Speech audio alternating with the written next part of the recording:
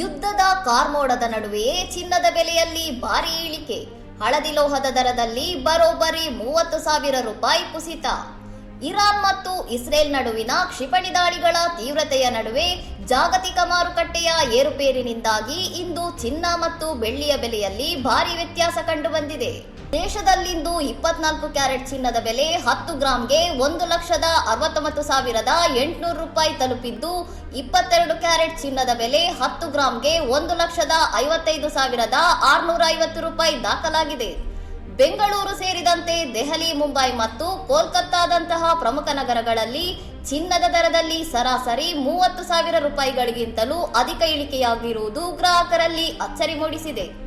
ಚಿನ್ನದ ಬೆಲೆ ಕುಸಿತದ ಬೆನ್ನಲ್ಲೇ ಬೆಳ್ಳಿ ಬೆಲೆಯಲ್ಲೂ ಭಾರೀ ಕುಸಿತ ಕಂಡಿದ್ದು, 1 ಕೆಜಿ ಬೆಳ್ಳಿ ಬೆಲೆಯಲ್ಲಿ ಬರೋಬ್ಬರಿ 35,000 ರೂಪಾಯಿಗಳಷ್ಟು ಇಳಿಕೆಯಾಗಿ ಪ್ರಸ್ತುತ 3,30,000 ರೂಪಾಯಿಗೆ ತಲುಪಿದೆ.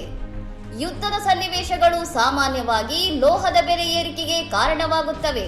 ಆದರೆ ಇಂದಿನ ಈ ದಿಢೀರ್ ಕುಸಿತವು ಹೂಡಿಕೆದಾರರು ಮತ್ತು ಮಾರುಕಟ್ಟೆ ತಜ್ಞರ ಗಮನ ಸೆಳೆದಿದೆ. ಇನ್ನಷ್ಟು ಸುದ್ದಿಗಳಿಗಾಗಿ ನೋಡ್ತಾ ಇರಿ ಸೌರಂ ಟಿವಿ.